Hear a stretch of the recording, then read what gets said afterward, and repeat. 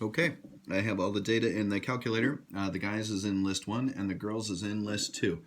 Now in the first place, let me show you a cool trick. Nobody wants to take data and put it in numerical order. The easiest way to do it is make a stem plot. Watch this. I'm going to hit the stat button. And in edit there, instead of number 1 for edit, I'm going to sort A for sort in ascending order. So when I hit enter, it wants to know what list I'm talking about. So I would like to add list 1. Now L1 is above this 1 button, so I'm going to hit the second button and the 1 button and it will say sort list 1. Now when I hit enter, the calculator is going to tell me done. Now I'm going to hit stat. I'm going to go look at it. I'm going to hit 1 for edit and look at my list 1. It's in numerical order. List 2 still isn't, but list 1 is in numerical order. So let's do it again. I'm going to hit stat. I'm going to go down to sort A for sort in ascending order. And this time, instead of list 1, I will hit second and the 2 button for list 2. Calculator says done. Now they're both in numerical order. Check it out. I'm going to hit stat. I'm going to hit 1 for edit. And there's the girls' data in numerical order.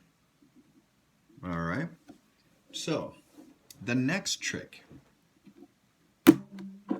getting numerical summaries. You guys, that's X bar and the standard deviation and the 5-number summary. That's what that is. The calculator will give me all of that. Okay, here's what you do. You hit stat, you arrow over to the calc part, and you do a number 1. You do stat, arrow over to the calc part, and do number 1. It says 1 variable statistics. That's what it stands for. It looks like it says 1 var stat, but it's 1 variable statistics. And you should tell it, hey, I would like to do that for L1. So here we go. I'm going to do stat, arrow over to the right for calc, and number 1 is 1 variable statistics.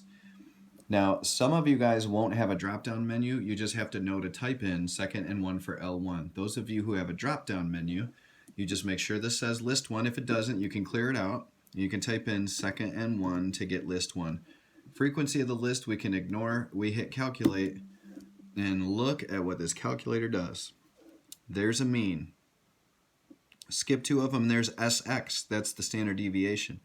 Skip 2 of them, it tells you how many data values you have. There's the minimum. There's the Q1, and if you arrow down, it gives you the rest of the 5-number summary. So I'm going to write all that down. For guys, I now know that X bar is equal to 62.4. That saves me a lot of time. The standard deviation for the guys, that standard deviation is 71, I'll round it to 1 decimal place, 71.4. And then for the 5-number summary, I'm not going to write what they are. You guys know what they are, so I'm just going to write the numbers. I'm going to say for 5 numbers, just because I'm kind of out of room here, the minimum is 0, the Q1 is 6, the median is 28, the Q3 is 83, and the maximum is 214. If you look, I'm just going to put the first page on here. Minimum was 0, Q1 was 6, median is 28, Q3 is 83, the max is 214. Look how much time we can save by putting data in the calculator, just having the calculator do the work. Okay, let's go find the same information for the girls. So I'm going to hit stat.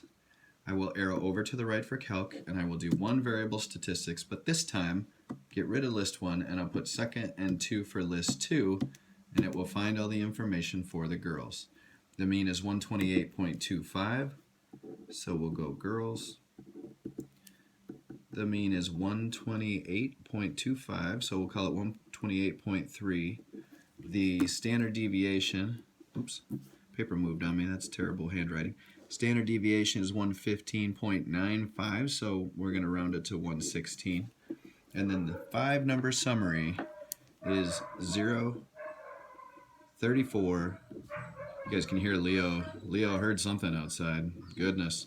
191 and 379. He must have heard a car door or something.